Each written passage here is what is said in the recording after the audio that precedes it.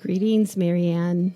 Oh, greetings, Sarah. Welcome back. It's so nice to be with you and all of our listeners. We've been kind of traveling the globe and meeting a lot of people. It's been so great. A little bit of a whirlwind. Whew, that's for sure. Today we're going to travel to Malaysia. Why don't you tell us about our guest? Oh, of course. So thankful to have Ananthi here today. Dr. Ananthi Krishnamoorthy is here with us today. Hello, Dr. Krishnamurthy. Hi, Marianne, and hi, Sarah. Hi. Thank you very much for having me here. Thanks for having us. And folks, Dr. Krishnamurthy is a medical doctor with varied experience in rehabilitation medicine, primary care, occupational health. She's been at the Blood Management Center in St. Luke's Hospital in Kansas City in the United States, and the Center for Bloodless Medicine and Surgery at University of Pennsylvania, which is right up the road from me. And she's a published author in the medical journal Malaysia and a collaborator for the manuscript A Global Definition of Patient Blood Management. And she's always seeking to promote the superiority of patient blood management and bloodless medicine. So thank you so much for joining us today. And you're in Malaysia, correct? Oh, yes, that's right, Marianne. Oh, that's so exciting. And I know we've met at one conference before, and you were just telling me a story. I know you've been busy with the Malaysian conference, and you're always out at these different conferences. Tell us the story about that one conference back in 2019. Oh, yeah, that was interesting. I think we never knew, that would be the last in-person conference, and who knows, right? 2020 was COVID. But yeah, 2019 was a conference that was done by the Asia Pacific Society of PBM, and that was held in Japan. And interestingly, the same day of the conference, there was a super typhoon, Hagibis. Oh, no. Wow. Yeah, so that makes it more exciting. So the conference was canceled, or everyone came to the conference? Yeah, so it was a full day conference, but then the organizer shortened it to half day because landfall of the typhoon was evening. And so by afternoon we were done. But then, almost 90% of the speakers were all there, and including Sherry Ozawa, Dr. Arya Shander, and a lot of other Asian speakers. So that was amazing. Oh, that is amazing. Everyone's so committed to patient blood management and bloodless medicine. Yes. Maybe a little too committed there. Thanks. So nothing stops PBM. Right. Ananthi, I heard you speak last May at the Bloodless Medicine and Surgery Society, and I thought your points on the cost of what we lose by not practicing patient blood management was a great message to the medical community that you spoke to. And I really felt it was a great message to the public as well, because the public loses out when we fail to practice good patient blood management and patient-centered care. And so that's what I invited you on to talk to us today, a little about what we lose. And could you tell us a little bit about the points you made in that presentation? Oh, yeah, thanks. Looks like you both really paid close attention to my presentation. Yeah, so I really appreciate that you get me in today. Yeah, so actually, it can be actually illustrated through a case. So do you want me to talk about the case? Sure. Yeah. Okay. Yeah, so that one is actually about, basically we will see the comparison between two young ladies. So the one we're going to talk about what was lost, I'll describe in one young lady. So she was in her 20s, and in 2018, she presented with lethargy, decreased effort tolerance, and she had heavy menstrual bleeding. And at that time, her hemoglobin was 7+ grams per deciliter. And her iron was actually, the saturation was 3%. So, which means very low in iron, right? Mm-hmm. And interestingly, in this patient, she was offered a blood transfusion. However, at that time, she did not want a blood transfusion. And so the other option that was offered to her was oral hematinics. Yeah. So oral iron is what was offered to her at the time. Yes, Okay. that's right. Yeah. And well, for a temporary moment, like probably in between, her hemoglobin did rise, but that was not only because of the tablets, but probably because of her diet and everything. However, in 2020, she had heavy menstrual bleeds again. That was for 3 weeks. And, I guess the underlying cause wasn't addressed anyway. And then she presented with lethargy, dizziness. And so at that time, her hemoglobin was 5.6. And guess what was offered to her? Oh, a blood transfusion. Yes, yeah. So, a lot of us are very familiar with the, what we call as a transfusion trigger. And although, of course, we do not really encourage that, right? Trigger. Yeah. Right. Yeah. So the thing is, if it is still generally practiced here in Malaysia that once someone is below that certain hemoglobin level, then they are very strongly encouraged to have a blood transfusion. And so she was told that it is very urgent to have a blood transfusion. And hence she did receive that and later discharged with she was given oral contraceptive pills to reduce the bleeding, but also discharged with oral hematinics. And in this case, so when she had the transfusion, her hemoglobin was 5.6, right? So it went up to 10.7. But can you guess what it was like about maybe 10 months later? She was given treatment to kind of or contraceptive to stop her uterine bleeding, right? And she was still given oral iron, and it was 6 months later. I'm guessing 11 and a half. Yeah, so like it's true. We might think that, after the transfusion, that would have kind of solved the problem, right? Because that's what the idea that a lot of people think it is a treatment for anemia, right? However, it is interesting that in her case, after like about 10 months or so, her hemoglobin still maintained like around 10 plus, 10.6. Yeah. She was discharged with 10.7. It was 10.6, right? Oh boy. Wow. So the problem was never fixed. I see that a lot in that a lot of patients will say, no, they would rather not have a transfusion. And the physicians have often just said, okay, and they'll respect that. But they don't really do anything to treat the iron deficiency. And so in a matter of time, they'll get low enough, the patient will get scared and will feel pressured and go ahead and accept a transfusion. I see that a lot.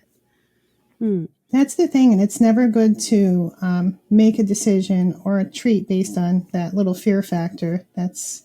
Yeah. Yes. Wow. Yeah. So, the hemoglobin, the transfusion trigger, it's definitely not something that is good medicine. And of course, being aware of the hemoglobin level, it's for us to work on something on the patient, right? And not to just miss the boat and to the level that is extreme. And so, like in this patient, do you want to guess what are the things that we probably lost in this patient? I think there were a couple of lost opportunities there. Definitely. I'm right off the top of my head. I wonder if there was education given to the patient or the family. That was a missed opportunity. Of course, we said that she really was just treated and nobody really thought about what to do. They just kind of reacted. And that's kind of like skills and patient choice were kind of lost there. And the value of her blood versus the blood in the bag, right? Like we're just more worried about, just doing a thing and instead of getting to the bottom of what was happening. Yeah, I feel as though her wishes were, I mean, eventually they got consent, obviously, because to give her a blood transfusion, but they didn't keep her empowerment. She really Right. did say she preferred not to have. And with a ferritin or an iron storage that low, it would have been difficult for oral iron to bring it up, although that is a good first line attempt. But by her second presentation, it seems as though they should have been giving her some more personalized care or IV iron to help her build up her own blood. So I would say her empowerment as a patient was sort of taken away from her. Yes, that's right. Yeah. Maybe a little more, they could have been a little more assertive in the ongoing treatment of her anemia, because I imagine she was symptomatic in the way of fatigue and, quality of life, just like daily activities, while she was anemic all this time. Yes. Yeah. So it's a lot of times because I guess, blood transfusion is something like a convenient thing, right? That's so available and, you can just grab it anytime. And so like what you both mentioned, that, yeah, the true value of her own blood was actually lost, right? Yeah. Right. Mm, mm. And her Yeah. ability to make it if she had the right treatment. Correct. That was lost. Also, the problem was never fixed. She presented almost a year later, still at the same hemoglobin from when she was transfused. So she never did get corrected. Yeah, I hate to bring up finances, but that's important. I know, especially in the United States, we spend so much money on healthcare, and a transfusion, I don't think people realize how expensive. Just obtaining a unit of blood is anywhere from $400 to $600 on average, and we usually charge people about $3,800 by the time we're done. And if the transfusions come with a lot of complications, she could have gotten a reaction, mild or very severe, or even died. And, there's a lot of money there that's could be spent on something more worthwhile. Did we miss any of the losses, Ananthi? Yeah, how'd we do? You did very well. Yes. I think I can give you an A. All right. Yeah. And the medical community loses out too, right? Correct. I remember you making some good points about that. What does the medical community lose when we don't practice this patient blood management? Yeah, so actually, I would think the medical community lose the ability in that sense, or the skills to actually, improve in their knowledge or their skills of teamwork, or, being meticulous, adaptability. So all these skills are actually lost because, like what we mentioned, is, it's something so easily available that you just think just one way, right? And probably it just goes on autopilot. Like you see a number and then you don't really have to think, right? You just say, okay, transfuse because the HB is below this level. But all the other thinking abilities and the skills are really lost, and teamwork, communication, all this. Yeah. We hear this term bounced around a lot lately. It's the new big catchphrase, but I think it applies here. We forgot to help the patient take care of their own blood health, right? Correct. Blood health. Yes. Yeah. Yeah, we're talking about empowerment. Yeah. Empowerment, right? Empowerment. Ananthi, how do we get it back? How do we, get our losses back? Can we correct it? What's your thoughts on that? Yes. So, that is also illustrated by another patient. And so, like we always say, patient is like an open book. We learn from them, right? Yeah. So, in the other patient that we had, she's also in her 20s, and she also had heavy menstrual bleeding. And her hemoglobin, when she initially had that acute blood loss, was like 6 grams. And then because it kept bleeding, she went up to like 4+ grams per deciliter. That's really low. However, the interesting part for her is that because in her case, blood was not an option for her.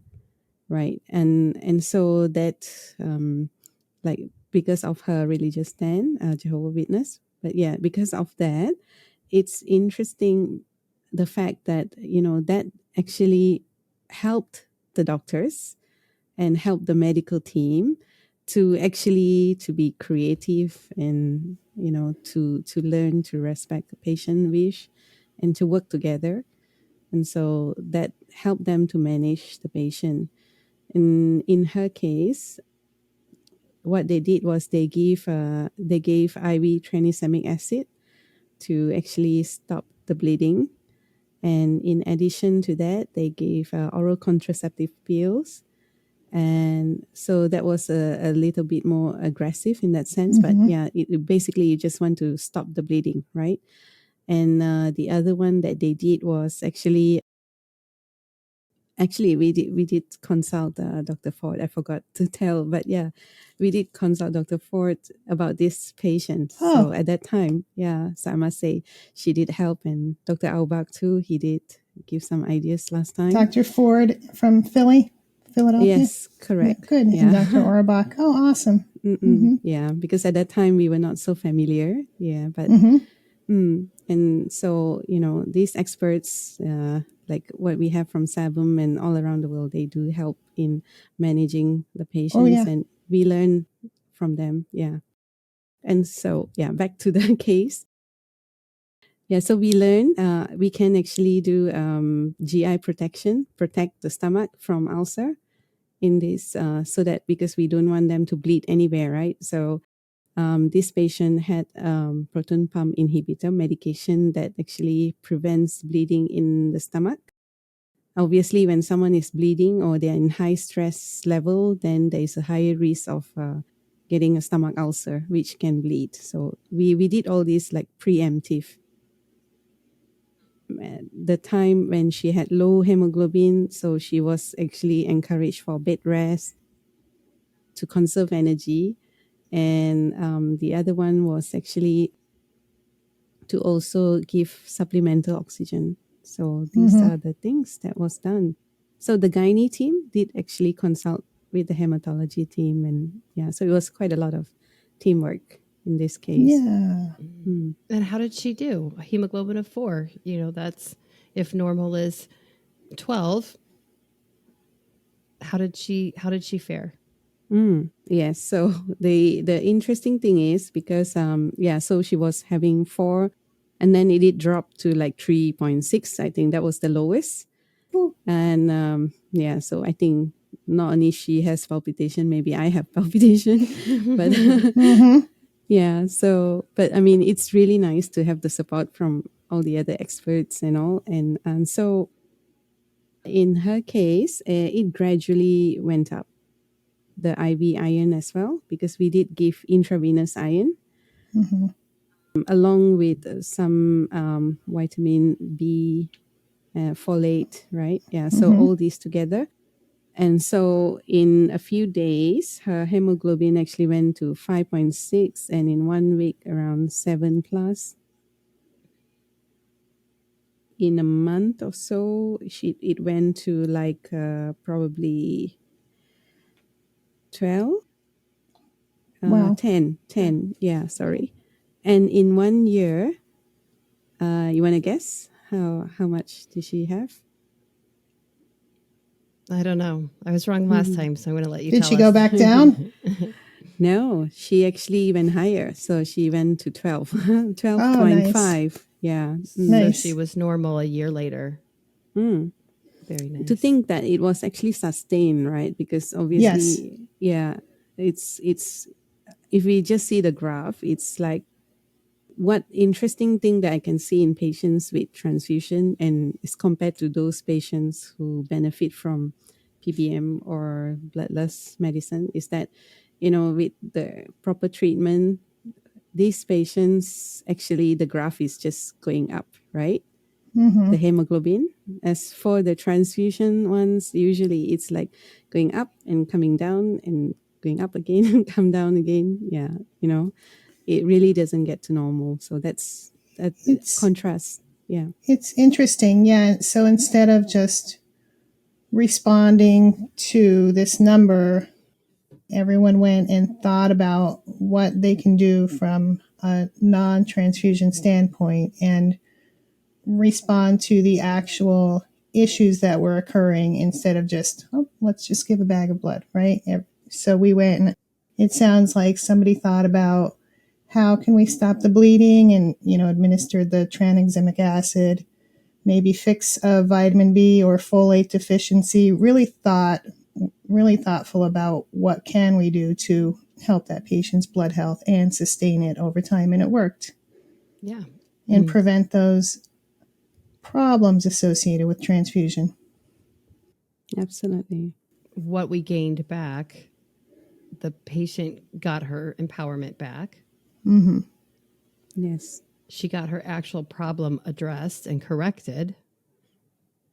Yes. And she got back to normal, which is the important thing, right? We all want, that's all of our, we want to be back to a normal state of health. So. And this process can be used not just for folks that have like a religious objection. There's a lot of people that just don't want blood. We have the pandemic demonstrated so many supply issues, and we have patients that maybe have been transfused so many times it's almost impossible sometimes to get a matching unit of blood for. So this is a really great way to approach patients when, thinking of how to do it without blood first, right? Yeah. Instead of just getting to the point where you're reacting to that 3.6 and, yeah. Yeah.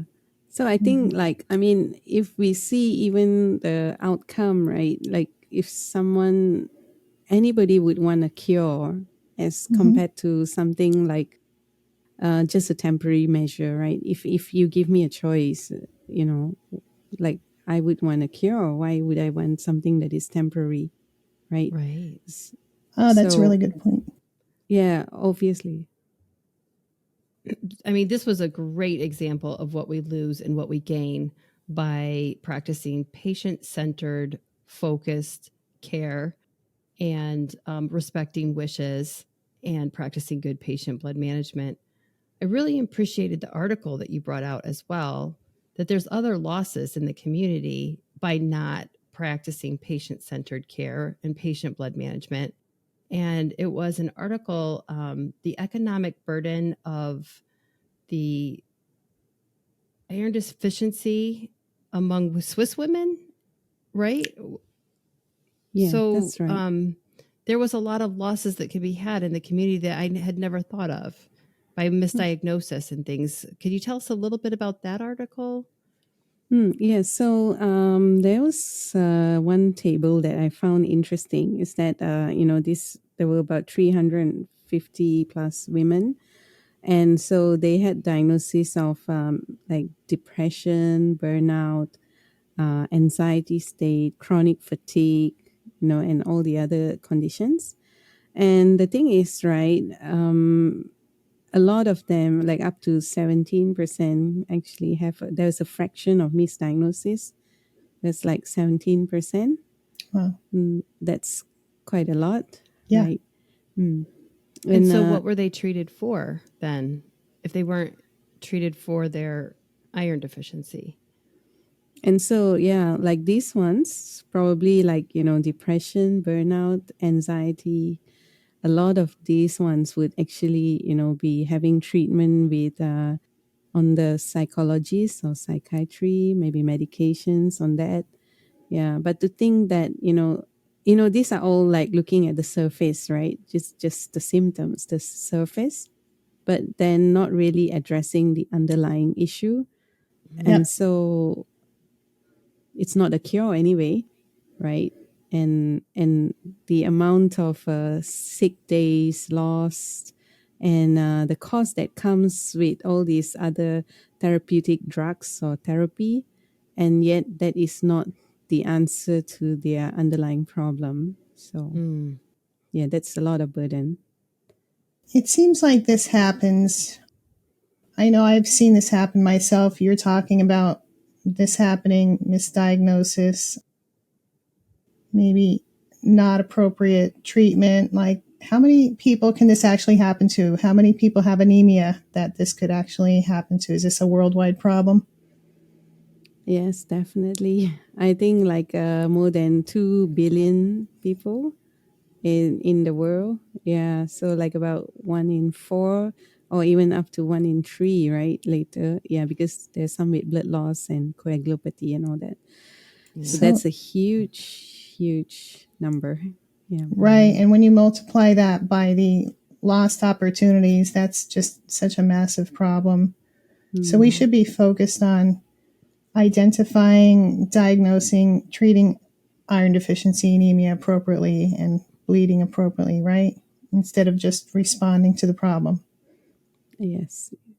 Look for the underlying issue. Yeah. Not just skin deep, but go deeper and open our eyes and minds wide. Yes. Yeah. Yes. Very much. Yeah, so we can have a normal hemoglobin, but that does not exclude iron deficiency because iron is used for many other processes in the body. Like a lot of people say they have fatigue, lack of energy, right? But, unless we check, then we probably think that, that's the normal daily Right. life. But yeah, we probably have iron deficiency, right?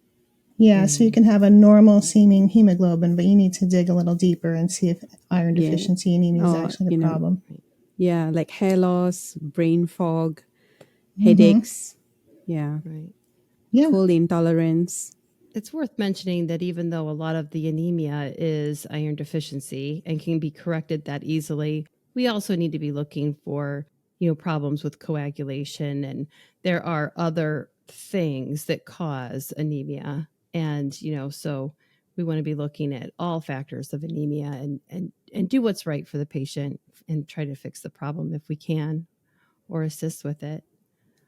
So when we think about takeaway today for our audience, maybe the first time they've ever considered the losses when not really given patient-centered care, what would you like the patients to, or the audience to take away as a lesson from what you summarized for us today? Well, I think, right, if we really know the high value of the blood that is in us, then we will try all measures to actually safeguard it. And so try to empower ourselves. Also, I think the program that you have, your show actually does empower so many. And so when we empower ourselves, then we are in a better position to actually safeguard the blood that we have. Yes. Yeah. Yes.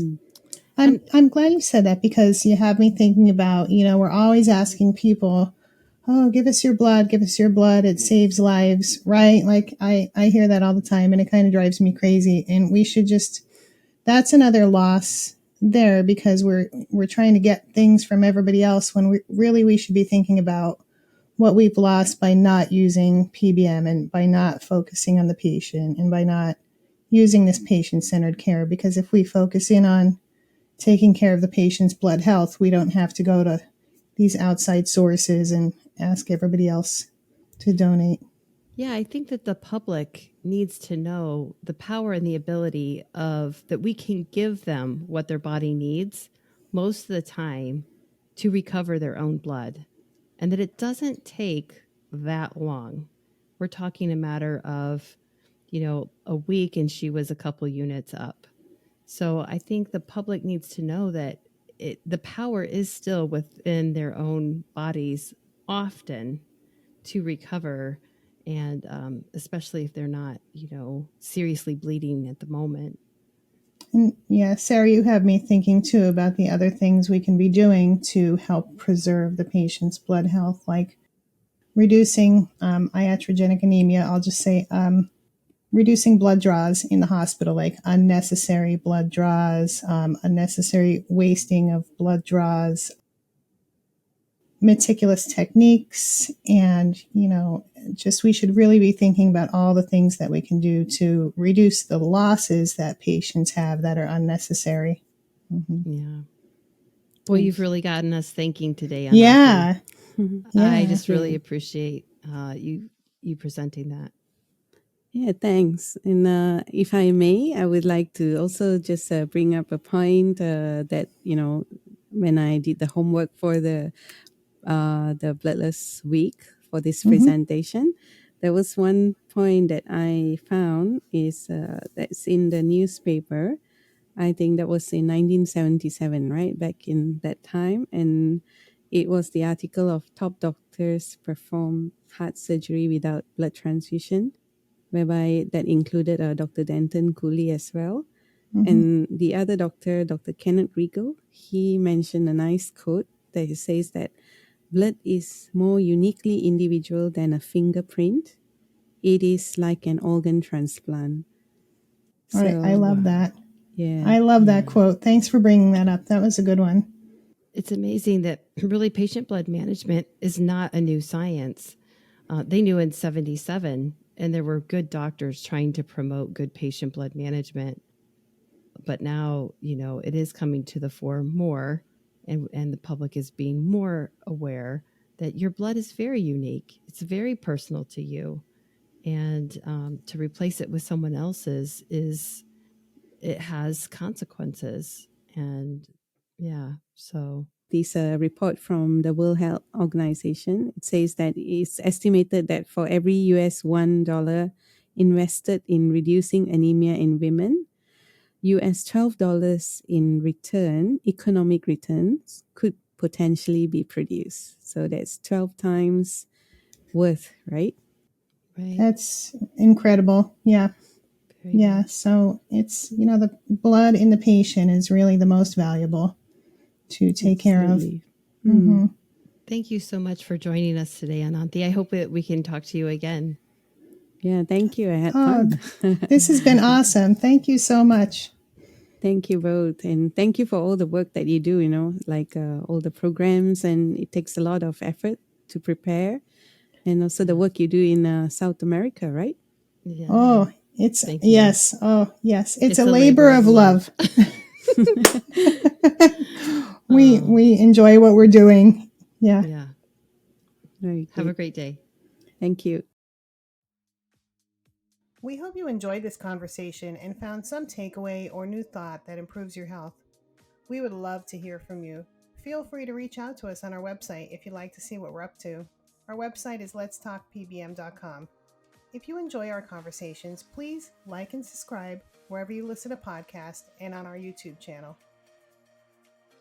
Special thanks to our guest and our producer, Delaney Coronado, and the entire production team for all of their expertise in content creation, technical abilities, and dedication to our message. We appreciate the experts who drive this medical movement forward, and our affiliate partnerships who support the work that we are doing. Until next time, stay connected to your blood health.